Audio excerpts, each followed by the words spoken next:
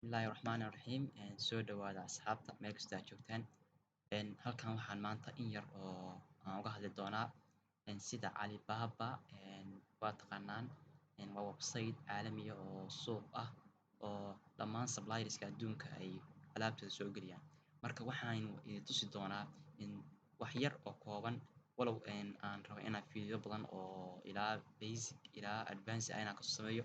Marka sidii loo dalban lahaa iyo sida adiga iyo qofkii shirkadda lahaa aad u wada hadli lahaydeen oo intii lagu soo qaado alaabtaadii adoo Afrika jooga waliba Soomaaliya joogay alaabtaadii lagu keeni lahaa.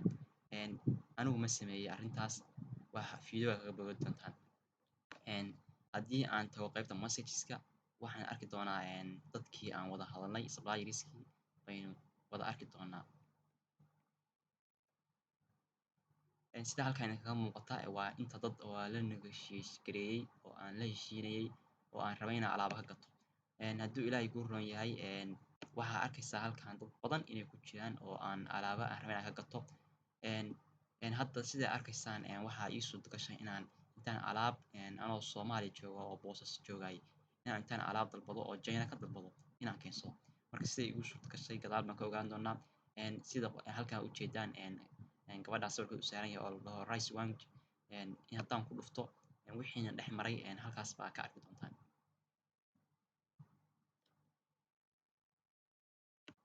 Haddii aan halkaa kore idinka soo bilaabo waxaa laga yaabaa inaad ku caajistaan walow aan jeclaan lahaa dee inaan bit by bit wax dhan idinkugu kala qaado.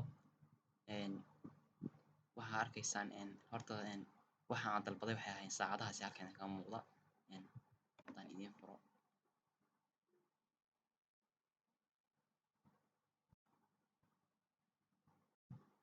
waxay ahaayeen saacadahaasi ahaayeen oo ilaa aan ka dalbaday 10 xabo aan ka dalbaday oo saacadahaas oo intaan anoo boos jooga inaan China ka dalbaday oo la igu geeyay agent wax la yiraahdo la igu geeyay. Waxaas oo dhan dib baa ka ogaan doontaan agent wuxuu yahay iyo sidii kugu suurtageli ka dhacay adoo waliba Soomaaliya joogay inaad China ka adeegatid. Hadduu Ilaahay inuu halkan qoraalo badan baa ina dhex maray sidii qoraaladaas ay kugu fududaan lahayd wax dhan. Hadduu Ilaahay kuu roon yahay waa arki doonaa. Waxa kale oo iyaduna jidha hadduu Ilaahay kuu roon yahay wax yar ayaan tuso. Hadda halkan u jeedaan sawirka waa alaabta aan dalbaday weeyaan. Waa saacado oo 10 xabo aan ka dalbaday oo qiimo yar igu yimid weeyaan. Marka qiimahaasna isagana sida la iskala hadlo oo ilaa dee wax adoo raalli ah ku tahay aad uga gadan lahayd koorsada ina socoto baan uga hadli doonaa. Waxa kale isaguna jira in dadka wax ka gadanaysid maxaa lagu dooranayaa shirkadda wax ka gadanaysid maxaa ku dooranaysaa xageesa laga fiirinayaa sidee alaabtaadu alaab bad qabata u ahaan doontaa ilaa waxa laga adeeganaya waxa waa internet weeyaan. Waa madal weyn weeyaan. Wax kastana waa lagu arkayaa. Marka sida uga taxadari lahaydeen iyadana waanu arki doonaa oo sida aad uga adeegan lahayd adigoo oo saafiya oo nabad qabay iyo wixii aad ku dooran lahayd insha Allah iyadana waa arki doonaa. Kan waa mid oo waa kan orderkan wuu soo gaaray oo alaabtaan dalbaday way soo gaadhay oo agent-gii way soo gaadhay. Waxa kale oo jidha iyaduna waxa jidha hadduu Ilaahay kuu roon yahay ninkaan la yiraahdo Nick Wang isagana inaan alaab ka dalbaday. Waxaan labadaan isku magac dhow yihiin. Waa adigu waa iska Chinese weeyaan waa iska magacyo. Waxaa jidha ninkaan inaynu wada hadalnay oo xogaa badan wada negotiate gareynay. Address-daas aan u dirdiray. Hadduu Ilaahay kuu roon yahay halkan sida way kaga muuqataa order shipment start yani in la qaado oo baabuurka la ii saaro oo agent lagu geeyo way bilaabatay hadda bilaabatay. Lacagtan halkan $40 weeyaan. Marka waxaan $40 ku bixiyay baan tusi doonaa inay waxay yihiin.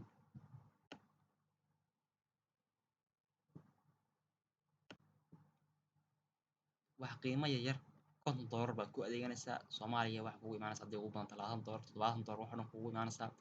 Hadduu Ilaahay kuu roon yahay halkaasna wax ka samayn doontaa lacag fiican iyo ganacsi fiican. Waxa aduu xor u tahay waa keensan doontaa online-kana sidii waxyaabahaas sidii aan macmiil u heli lahayn iyadana waa idinka caawin doonaa. Insha Allah YouTube-kan wuxuu noqon doonaa YouTube looga hadlo dhaqaalaha. Waxyaabo badan baan soo wadnaa insha Allah. YouTube youtube-kana gooni wuxuu ahaan doonaa in looga hadlo waxyaabaha e-commerce-ga iyo dhaqaalaha iyo sayidkaasi waan uga hadli doonaa. Marka saacadda ii timid waa tanaa soo gaadhay hadda waa saacadda noocaasa hadduu ilaahay ugu ron yahay waa tanaa waxyaabaha aan dalbaday isagoo waraaqadii aan ku dalbaday baan mar idiin soo dhigi doonaa. Muhiimadda laakiin waa inaan ka hadli doono koorso ku saabsan sida adoo Soomaaliya jooga aad Alibaba uga adeegan lahayd. Marka soo dhawaada youtube-ku waa youtube-kiinii madashuna waa madashiinii si fiican baynu u wada sheekaysan doonaa isku caawin doonaa waana mahadsantihiin. Alaabta hadda aan dalbaday hadda it will be 1.5 kg waa alaabta aan dalbaday waxay tahay hal iyo bar culeyskeeda ah. Marka dee culeyskan waligaa waa la iska ilaaliyaa haddaad diyaar soo saarayso culeys yar baa la dalbadaa alaab yar oo fudud haddii markaba aad rabtid dee culeys lama xisaabiyo cm wax yihahda baa la xisaabiyaa way ogaan doonaa isagana. Tanna waa saliidda ama dalbaday oo waa saliidda hadduu ilaahay kuu ron yahay waa saliidda garka.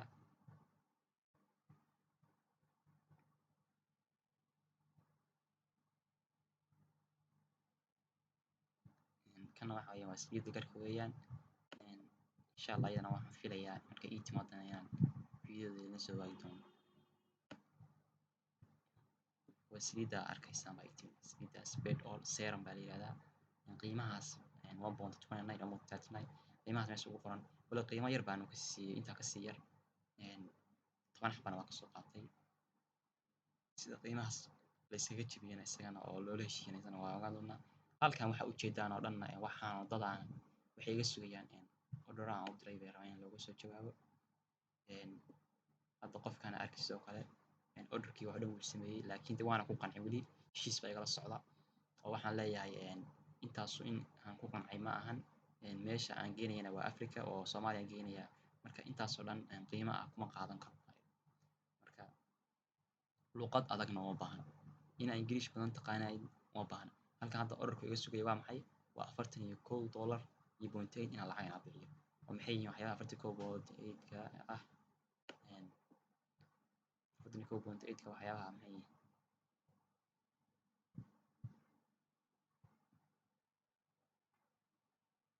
aynu tuso waxyaaba badan ka dalbaday weeyaan kuwan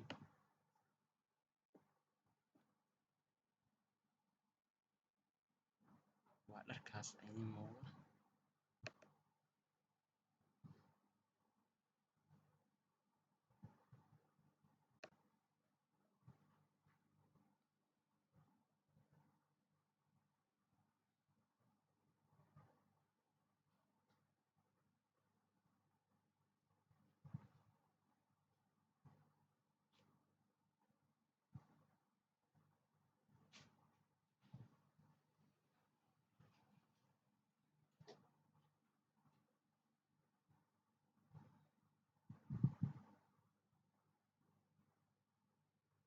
waa dharkaas aad ujeedaan marka dharkaasaan kala negotiate gareeyey oo aan ka heshiiyey marka aduu intuu jeeda 41 iyo 0.8 inay dafiraya intaas bay kaa siinayaa wax badan baana ka dalbaday dhar badan baan ka dalbaday isku jooga kaliya maahan 20 iyo maaqa waxaan ka dalbaday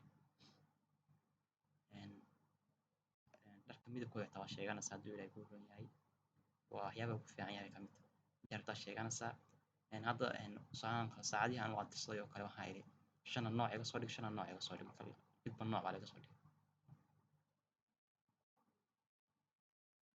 marka dharkaas oo kale wuu iga sugaya wuxuu leeyahay orderka waa kuu sameeyey lacagtaa iska bixi marka kuma qanacsanin baan leeyahay marka waxaan leeyahay contact supply waxaas dhan waa ogaan doonaa iyo start order iyo waxyaaba badan my Alibaba iyo message iyo order iyo chart iyo waxaas dhan waxay qabtaan waa ogaan doonaa iyo sida productiga loo raadiyo product qiimo jaban sida u raadin lahayd isagana way ogaan doonaa oo maryaha ujeedaan waa maryo qiimo jaban ay ku helaysaa $40 waxay ku helaysaa 10 shay ku helaysaa hadhowdina markaa la keentid waxaa laga yaabaa midka shayga kugu yimid $3 ama $4 kugu yimid markay ugu badan tahay inaa hadhowdina $12 siisid meelaha qaarna waxaa dhacda in shay $2 laga soo bixiyey in $10 la siiyo marka intaasaan kusoo gabagabayn doonaa wassalaamu calaykum waraxmatullaahi wabarakaatu